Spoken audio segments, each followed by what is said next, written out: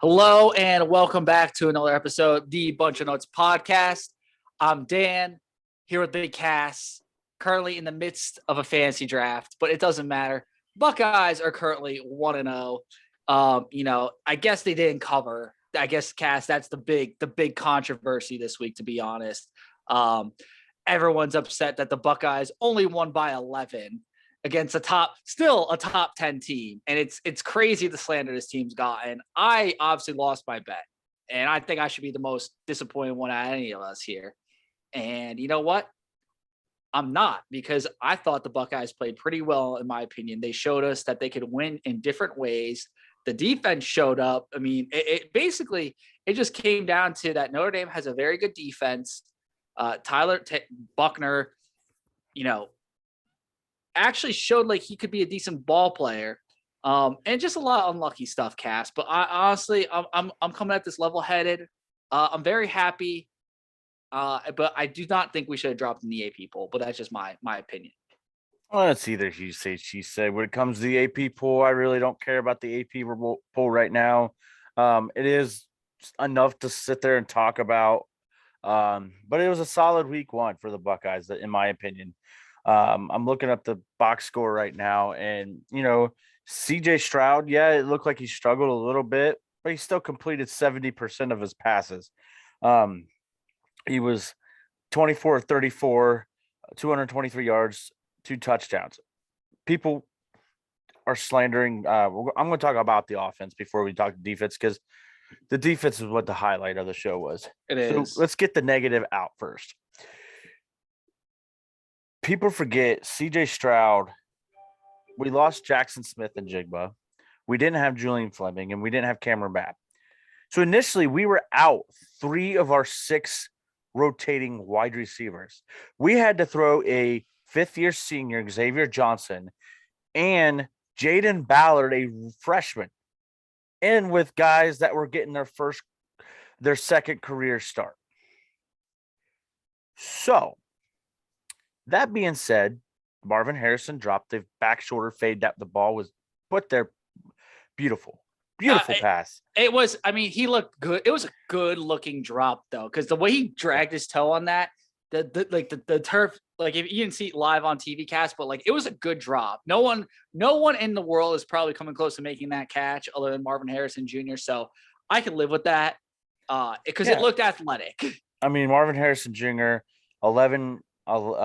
10 targets, 5 catches, 56 yards for 11.5 yards a catch as long as it's 21.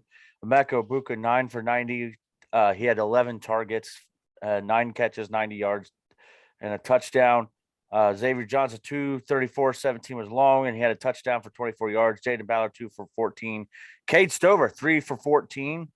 Mayan Williams had that unbelievable sideline catch, 2 for 12. And then Jackson Smith and Jigba, 2 catches, 3 yards, but, and Jigba got hurt. So initially, I think the reason why CJ Stroud struggled a little bit was the timing was off. You had, again, 3 of your top 6 wide receivers not in the game. So I think that's why. And it made me beg the question, why didn't we see G. Scott Jr. or, a little bit more than maybe Jaden Ballard? We don't know. We're not a part of the coaching staff. Maybe it was just the way the defense was. Could be the fit. Yeah, the fit. But you still completed 71% of your passes with 3 of your best wide receivers and 3 of your top 6 wide receivers out. CJ Stroud made some unbelievable moves. Yeah, he did not run the football a couple of times when we were like, run the ball. Like, you got to run the ball when the defense has got their backs towards you. I don't know if he can't slide or if he's just afraid that he's going to get popped, because Notre Dame threw a cheap shot at JSN that did not get counted. I don't care what anybody says. But I think CJ Stroud played pretty well. I really do. Yeah, he struggled a little bit. He wasn't the typical CJ Stroud that we're typical of seeing. So that, on that note, he needed a game like this to get that confidence back up, in my opinion. I agree, Cass. And honestly, I have a better I feel actually more confident in this receiving core, because believe it or not, it kind of feels this early into the season kind of low on depth, because JSN's going to be out a week or two. Fleming's kind of MIA right now. Obviously, Bab's a little dinged up. So his other guys have to step up. Abuka, everything is advertised. I thought Marvin Harrison Jr. had a really good game. Only 5 catches, 54 yards, I believe. But he also could have had that touchdown. He looked good. He's a focal part of the offense. And I want to say Xavier Johnson. Xavier Johnson showed a lot to me from the first play on the kickoff return. Him and Chip trading him, big hit, great on special teams. Biggest catch of the season so far with that touchdown to go ahead. And then if you watch on the one drive where Maya Williams took over, he was throwing some great blocks, Xavier Johnson. His blocking ability, he reminds me of an Evan Spencer type player. Yeah, he showed me a lot that guy is a dog. Maya Williams is a dog. Yeah, he's gonna. Yeah, Xavier Johnson's going to be that Evan Spencer this year. I 100% agree. Marvin Harrison was also burning people open too. He was open a lot. It's just just the way the game flows. So, but going by that, let's switch gears to the running game. Travion Henderson, 15 carries, 91 yards, averaging 6 yards a carry, 16 yards, and he ran hard. Mayan Williams, 14 carries, 84 yards, 14 angry carries for 84 yards, 6. The dude was just bowling people over. He was outstanding. The game changed when we realized Mayan's a dude, and they didn't have anyone who could stop him from being a battering ram. That's when the game changed, because once our offensive line was able to start getting that push going forward too, it opened a lot of the stuff open in the passing game. And also, I'd like to say one more thing. I think that the offensive line, for some reason, I don't know why, but when I just watched the film, the holes open more for Mayan than they do Travion. I'm not saying they're blocking harder, but for some reason, I think Mayan gets better running gaps. And that was my next point, was talk about the offensive line. Paris Johnson, All-American. Mm-hmm. He completely took their dude out of the game. He's a monster. I thought Matthew Jones, when they ran to that left side with Matthew Jones and Paris Johnson, Matthew Jones had a solid game, but he was not very good in pass pro. A lot of the pressures were up the middle from Matthew Jones on CJ Stroud, which CJ Stroud used his legs in the passing game. That's what I love, that he was able to escape the pocket. Now teams are like, okay, he's not running the ball, but he's able, when the pocket collapses, he's able to escape the pocket. So Matthew Jones got to get better in pass pro. Donovan Jackson, I thought, had a solid game. Luke Weipler had a solid game, but I agree. Juwan Jones, I feel like he took 2 scores off the board for us, 2 crucial holding penalties, and 2 false starts for DeJuan Jones. It was a long night for DeJuan Jones, in my opinion. Yeah, it was. I was honestly, for the most part, other than those, DeJuan Jones, I was pretty happy with the offensive line's play. It felt like at no point in that game Notre Dame was overpowering our line, and no point in that game did I ever feel like we were going to lose. It was just me neither. How even when we were down, the first play was an absolute Mickey Mouse play, in my opinion. Our guys, like JTT, gets the great jump off the snap, and then Buckner drops back, sees obviously Styles. And Burke is kind of close to picking that, I think. He's a step or two away where that might be a pick, or if that ball is not that well thrown, that's a pick. And then we missed a tackle, and then obviously the 15-yarder. That was just, that was just unlucky, in my opinion. That's the first play of the season on the defense. And, you saw the effort, the pass rush, how fast that line collapsed. It was just unlucky how that happened, in my opinion. 10 points to Notre Dame. I set expectation of 17. I said 27. They were well below that. I would have liked to see a turnover forced, but we're seeing obviously Tom Eichenberg pop off, and then Michael Hall Jr. And that's the thing. Notre Dame's not going to turn the ball over. They're very well coached. You saw it on both sides of the field. I give 100% props to Marcus Freeman and his staff. He had Notre Dame ready to go. They obviously a top 5 program, and he felt like his team was being disrespected. They're a very well coached football team. Obviously, Ohio State had the more depth. It was one of those things in those games, like, when are we going to take the lead, and when are we going to hold on to this lead?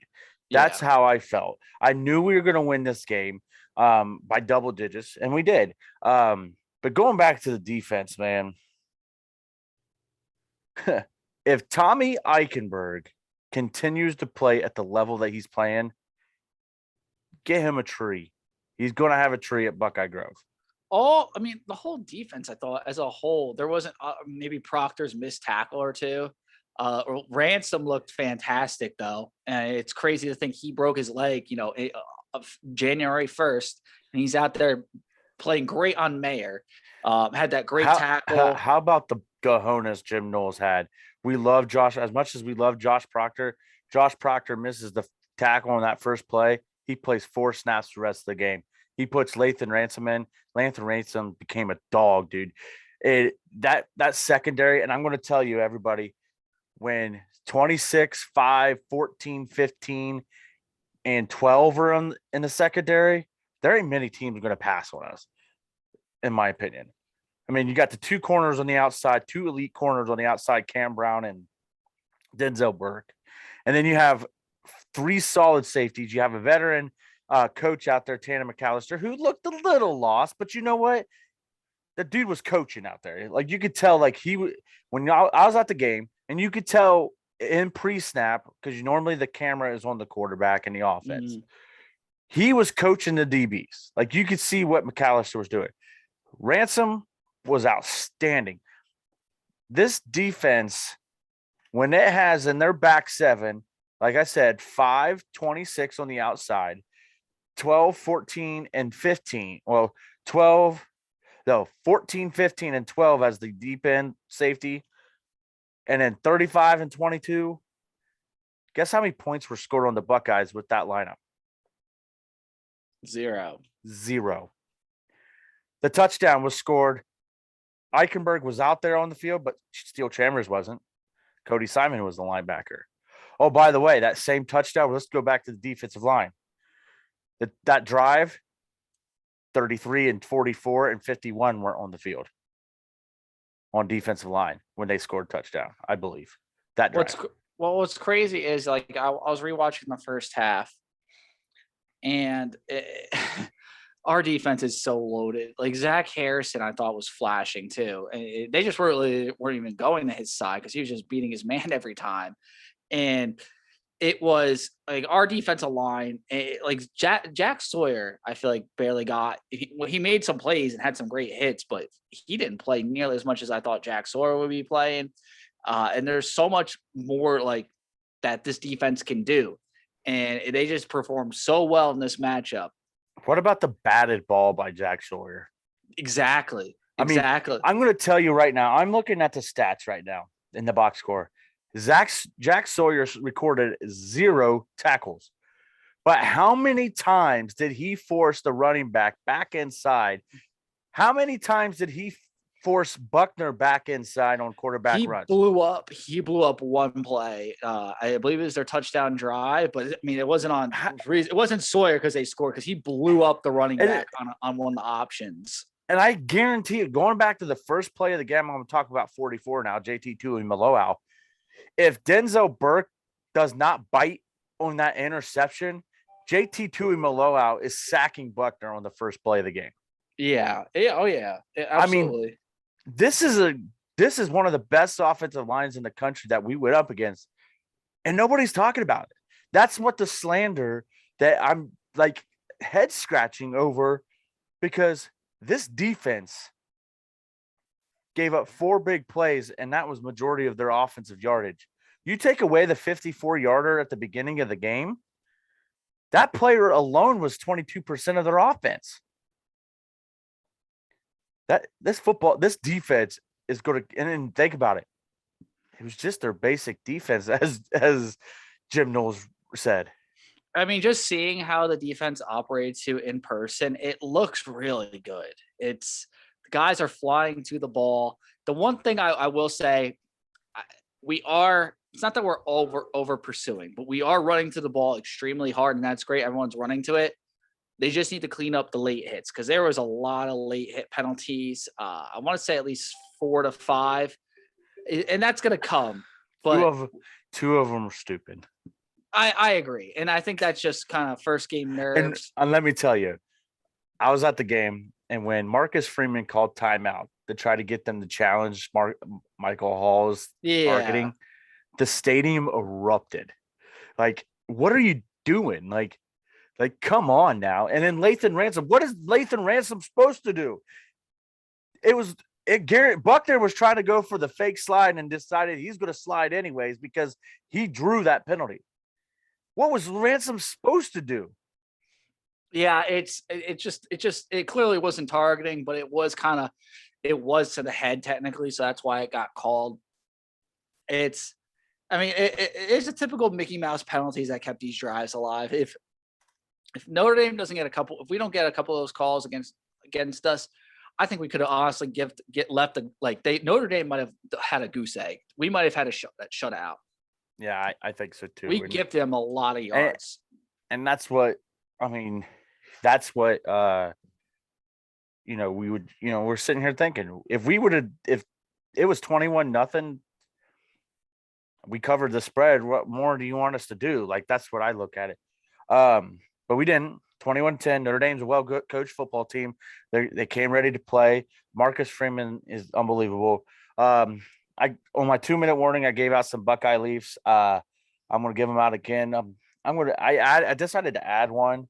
My Buckeye Leafs with Tommy Eichenberg, Michael Hall Jr., and Mayan Williams. But I added Lathan Ransom as well into that, and I added Paris Johnson Jr. Those were my Buckeye Leafs.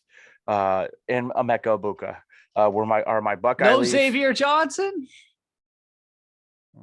Maybe Xavier Johnson. I think it was Xavier Johnson over Emeka Buka. It was because you gotta have Xavier on Abuka. That was expected for Abuka.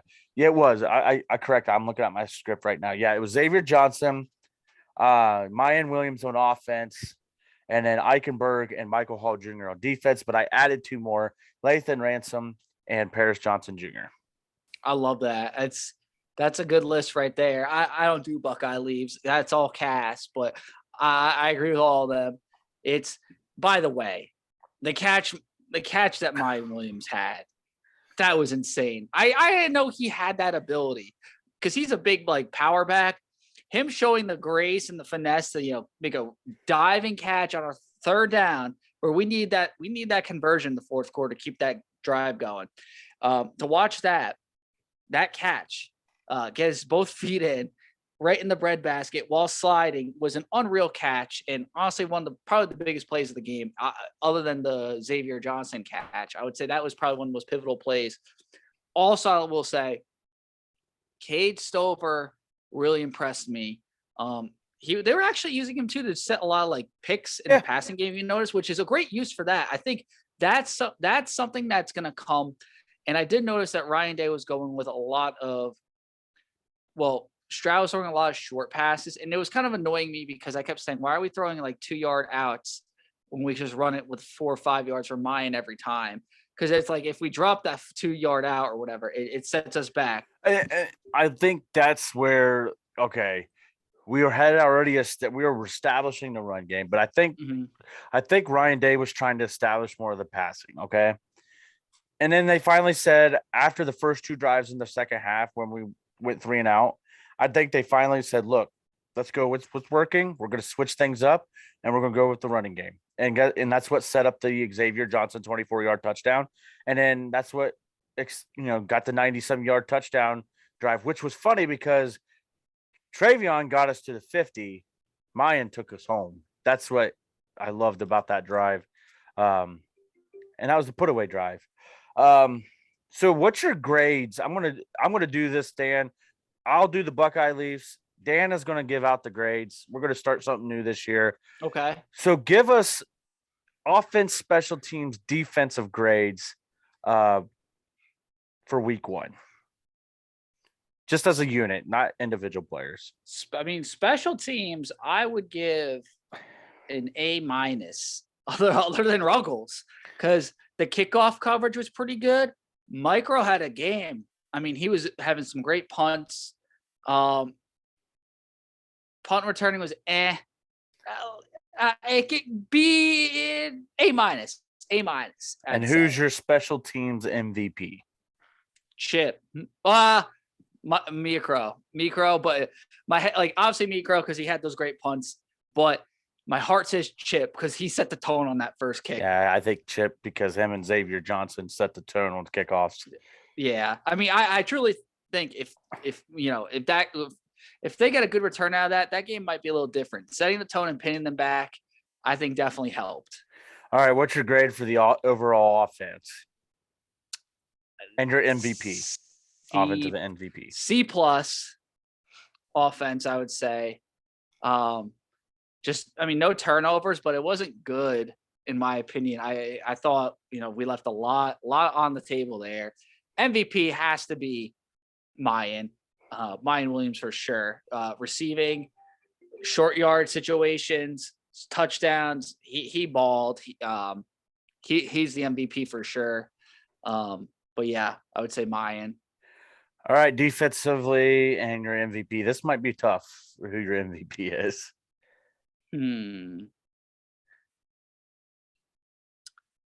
This is defensively, I would say Michael Hall. Michael Hall has to be my MVP. He was a dog. And I'm assuming it's an A. Yeah, I would say A plus would have been if we had a couple more turnovers, like a defensive touchdown, or if we held them to 0. I would say that would have been an A plus, but I'll give him an A. Michael Hall Jr. though, I mean, he was a menace all night. That guy, right? Sack. And it's crazy because we kind of talked about him a little bit. That he's a workout freak on this show. Could be in the mix to be in that defensive tackle spot, and you would think like, oh, Tyleik Williams would be the guy, but no, it was Michael Hall who really came in and just blew everything up. And I like their 3 D line, the 3 defensive tackle rotation: Deron Vincent, Tyleik Williams, and Michael Hall. So, all right, Dan. Week 1 reactions. We're not going to go too in depth every week, just on other teams, but I'll give you my two reactions that I enjoyed. I enjoyed the North Carolina Appalachian State game right before I went and did the meet the team, like to watch the team. I got to watch that game on a 65-inch TV because these Buckeye fans knew how to tailgate, and I was just sitting on a stump, in front and under a tree to stay dry and watching the Appalachian State North Carolina. That game was crack. That game is what I enjoyed. The game that I laughed the most about was, and I'm sure Dan will think the same thing, was the Iowa-South Dakota game. I mean, whenever you can have a net punt of 25 yards and get the ball on the 25-yard line and only kick a field goal out of it, your offense is elite there, Iowa. No touchdowns, 2 safeties, and a field goal. Congratulations, Iowa. You're the 133rd best team in the country. Yeah, I mean, they were that was a rough one for sure. I'm trying to think. There were so many good games cast. There was. It's tough. The crazy ending, Florida State LSU, and now there's some that was the best game. That was that right there. Some drama going on with the LSU. Florida beating Utah was a good game. A lot of good games this weekend. Georgia, West Virginia Pitt was a really good game. We forgot about that because that was on Thursday. Yeah. I'm just like refreshing my memory here. That game was awesome. Penn State, Purdue was a good game too, bro. I mean, it was bad football in my opinion.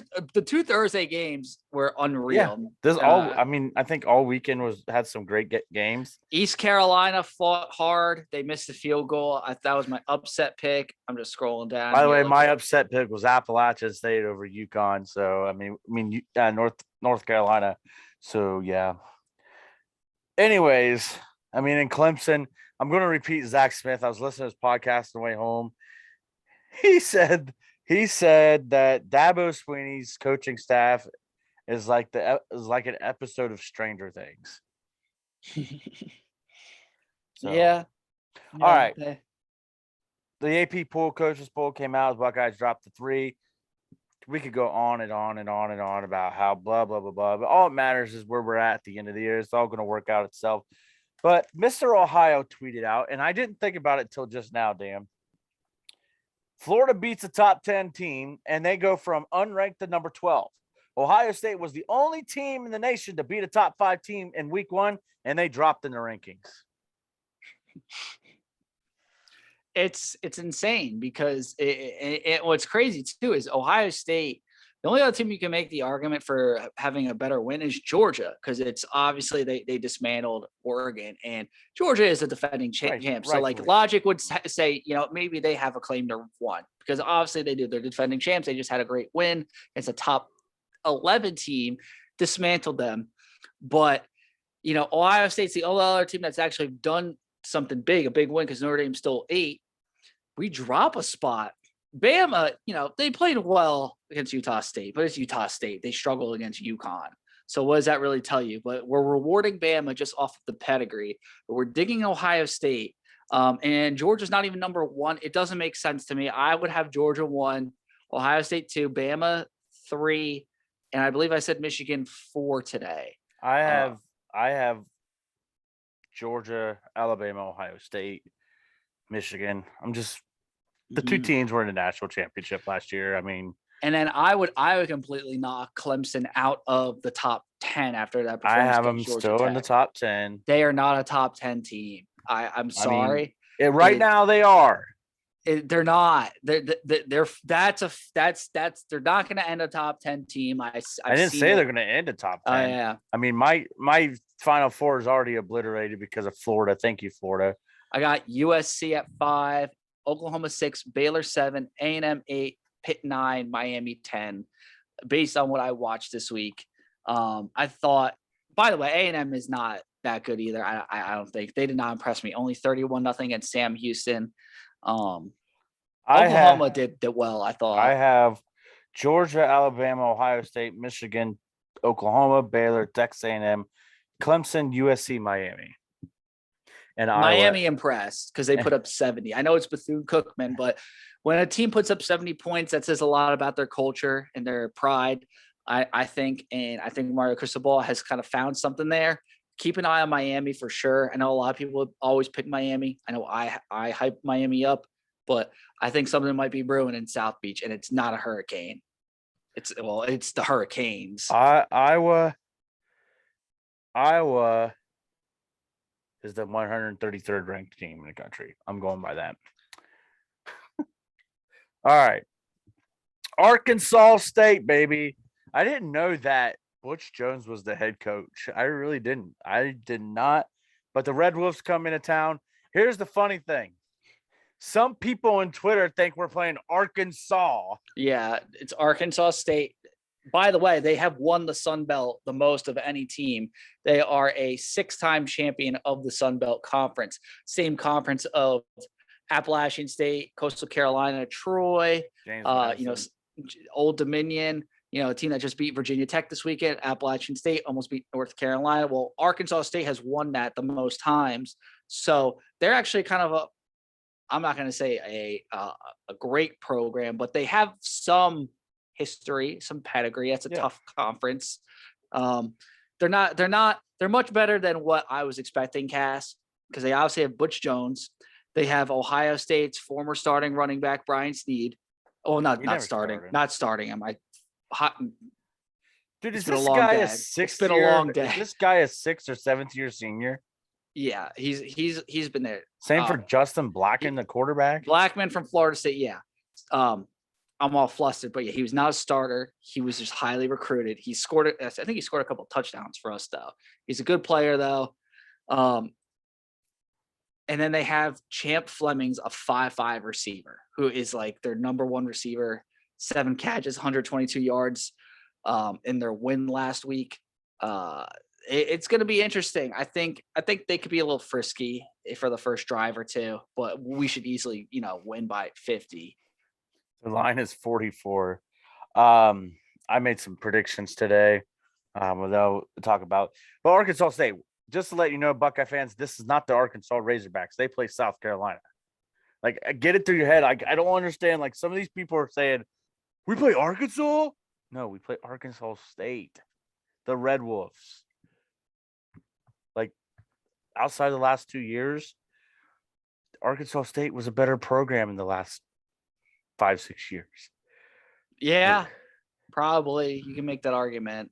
But anyways, Arkansas State, I'm going to take my nephew to the game. BTN, noon kickoff. Should be a nice day to go to the shoe. Enjoy. Tickets are cheap. Tickets are dirt cheap. $15. I've seen them as low as. They'll probably go lower too. Go to the shoe. I know we're not going to get 106,000, but please get over 100,000. Oh, we should easily get over 100,000. It's going to be. I mean, Saturday will be a nice change of pace. No, because the Notre Dame game, that was the stars were all out. Stars were all out, all day affair. I was exhausted by the time. I mean, I was only at game day till like 2:30. Yeah, and then you were there the entire time. So, but this is gonna be noon kick, so get up early. You'll be back for all the later games. Why not go to the shoe? Yeah, I can't. My nephew's gonna have a great time. It's gonna be a great time. And we can't really preview this game. It's so hard to preview this game because they don't have much. I mean, Ohio State should obliterate them. All I want is us to stay healthy. No Jackson Smith and Jigba for the next 2 weeks. Hopefully we see Cameron Babb and Julian Fleming get a little timing. But this gives us, with Jackson Smith and Jigba out, this helps with the timing with the younger receivers. It's going to help. I expect a big game. I also expect Kyle McCord to throw a couple touchdown passes. I'm gonna go give you my score prediction already. I'm going 63-0 Buckeyes. Do we see Devin Brown? Is the question. No. Will we see Devin Brown this season? Well, if we do, it would be this week or next. But first, he hasn't lost his black stripe yet. That's what's concerning. Yeah, you are right. What Arkansas State brings, it's gonna be probably nothing crazy. It's Arkansas State. I'm not concerned. It's just about getting through this game, getting a lot of things right, in my opinion. I want Stroud to throw like 4 or 5 touchdown passes in the first half. I want him to just kind of get right and get into a rhythm. I would really like to see that. That's the biggest thing. My biggest thing is stay healthy and don't let them score. Don't let them score. Force a turnover. I want to see some turnovers because we haven't gotten a turnover yet, and we're on our second game. And I thought Buckner was due for a bad pass. I think James Blackman will definitely be due for a bad pass if we get some pressure on him. I think just if we rush him, he's going to lob one right up there. Yeah, I think they'll turn the ball over. I don't know. They're not really fundamentally sound. They'll turn the ball over. I have 63-0, and my keys of the game: stay healthy. Just stay healthy. I'm going with 50, 55,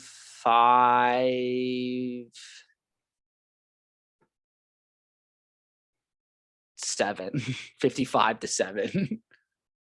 It covers spread. It's 44. Wait. Yes, 44 is the spread. Yeah, 55-7. That'd be a 48-point win, right? Mm-hmm. Yeah, I have 63-0. I don't let them score. Don't let them score. They'll either score, the way these games work, they either score like right on the first drive and we all go ballistic on the internet, or they'll get a garbage time one against our second unit. Yeah. All right, Dan. I mean, some of these episodes, folks, when we play these lower tier teams, short. I mean, we'll get more into that. We're going to go ahead and start our pick'ems. You want to write I'm going to text them as you go too. Yeah, I'll make the graphic and post it to Twitter. Week 2. Hold on. Oh wait, yeah. You doing the games? If you want to start, you can start. I'm not gonna steal your thunder. Hold on. I gotta find a pen because I'm gonna write these down before I text them to you, so I won't forget. You'll know yours, right? Or do I have to write yours? I mean, I'll know mine. I'll write both. I'll write both. Just write both, I guess. But and I'll just take a picture of it. I'll start. We're gonna jump around. 3:30 This is an interesting one. Number 6 Texas A&M versus Appalachian State at Texas A&M, 3:30 on ESPN2. I believe it's an 18.5 point spread for Appalachian State. Yes, it's 18.5. 18.5. Give me the Appalachian State with the money. Give me them plus 18.5.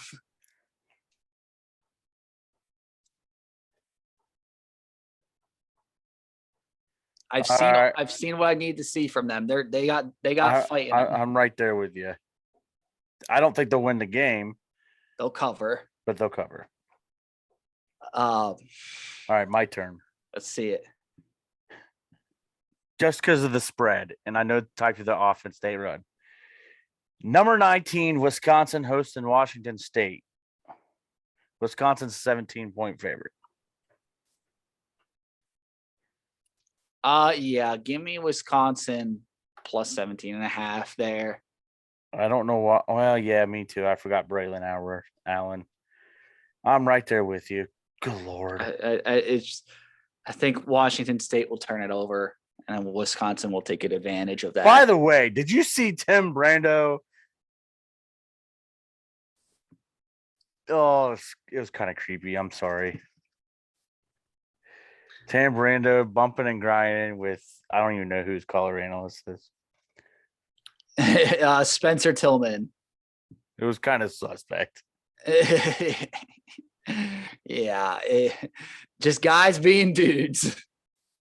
All right, what's the next one, Dan? We're going to do every other. Jumping back because I started kind of late. Noon. This will be a fun one. South Carolina, the Gamecocks at not Arkansas State. They're at Arkansas, number 19 team in the country. It's only an 8.5 point spread for Arkansas.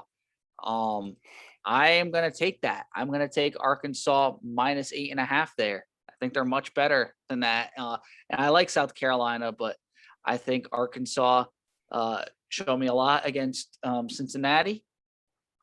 I think the Razorbacks could be on for a good season here. I'm with you right there also. I like South Carolina as well. But, yeah. All right, we got to pick one against, we got to pick one that's different. And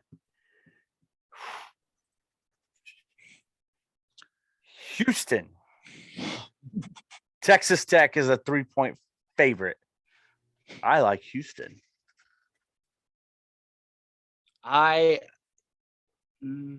Yeah. I like Houston outright. They're an underdog? 3-point underdog. Yeah, Houston, absolutely. Houston money line there. Dang it, I thought we were going to be. We have picked everything together, Dan. This week's so hard. What about this one? 7:00 that night, Kentucky versus Florida. That's a big one. Florida, it's a pick 'em. It's a pick 'em. I have Florida. You have Florida. I'm taking Kentucky on this one. I'll take Kentucky. That's where we're going to split. Okay.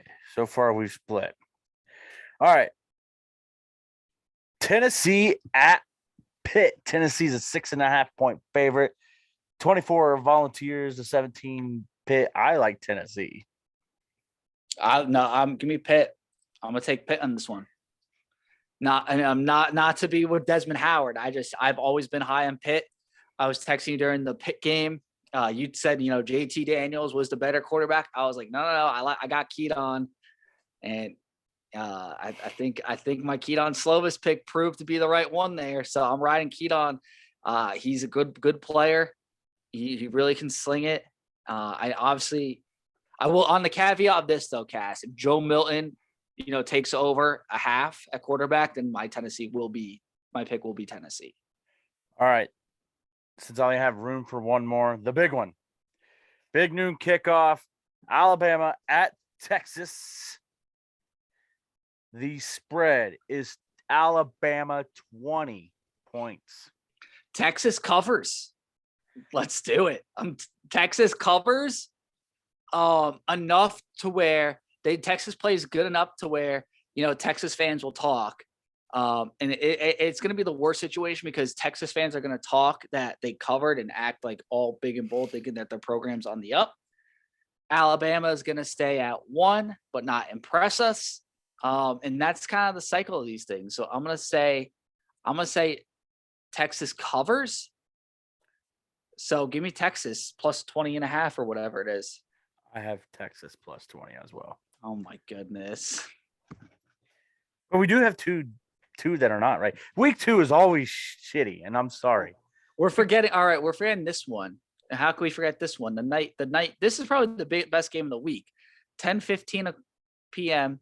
Number 9 Baylor at number 21 BYU. That's a good one. BYU is a 3.5 point favorite. I like Baylor. Money line.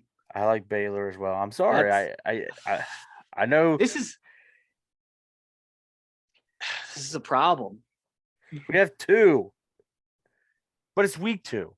Once the season goes, though, we'll have more. I feel like all the picks that we're agreeing on are pretty unanimous, though. I feel like these are locks almost. Yeah. Except for I have Florida winning outright. You have Kentucky. You have Pitt. I have Tennessee. I have Tennessee winning. You have Pitt winning. Mm-hmm. We both had Texas covering. So yeah. And for shits and giggles, my pick, because we're doing it extra. This is the tiebreaker for us. Think about it. All right. My pick is USC Stanford, USC minus 9. I'm going USC all the way. But you got to pick a different game. You have to pick a different game.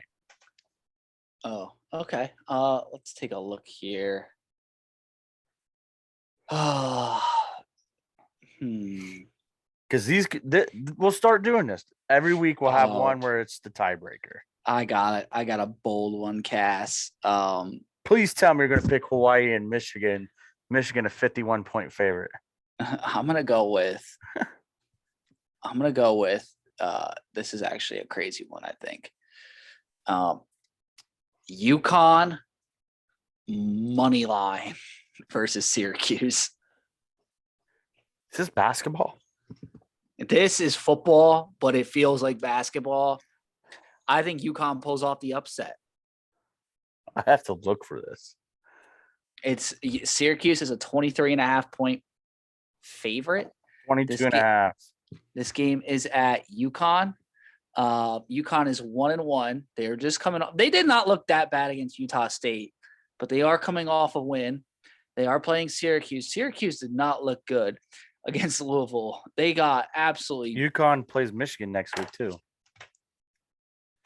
Oh wait, did Syracuse beat Louisville? Yes.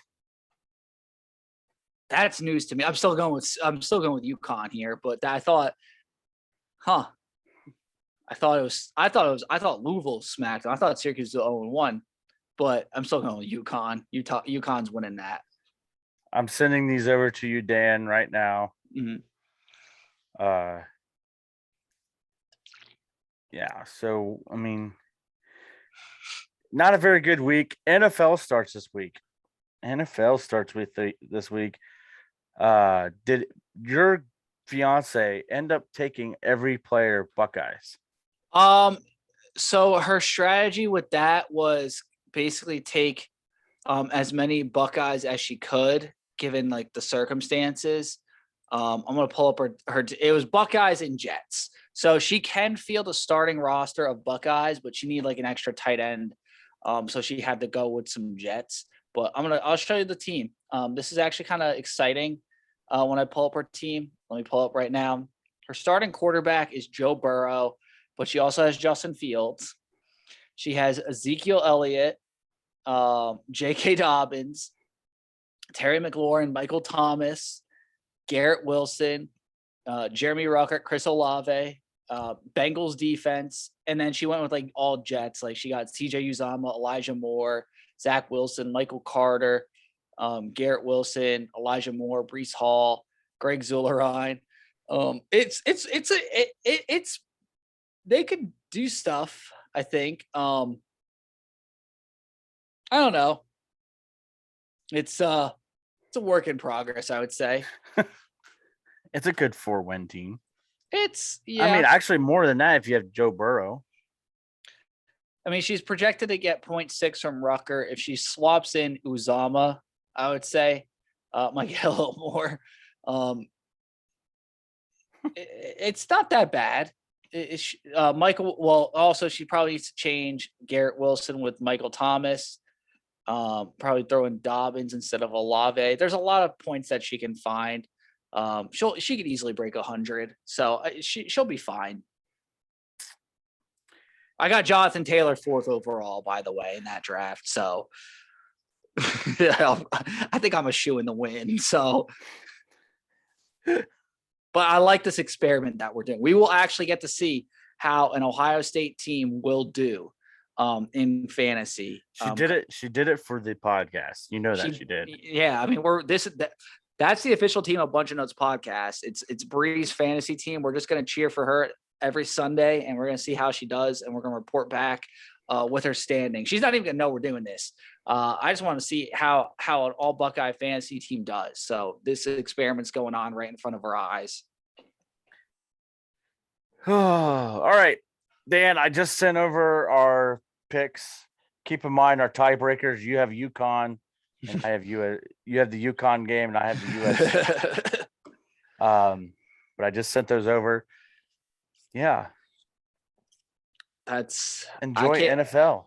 I can't wait. I mean, it's going to be all weekend of football as always. I'm not doing anything crazy. Going to game Saturday. Thursday night football. You got Bills or Rams?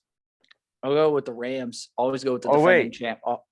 People will be listening to this on Friday. On Friday.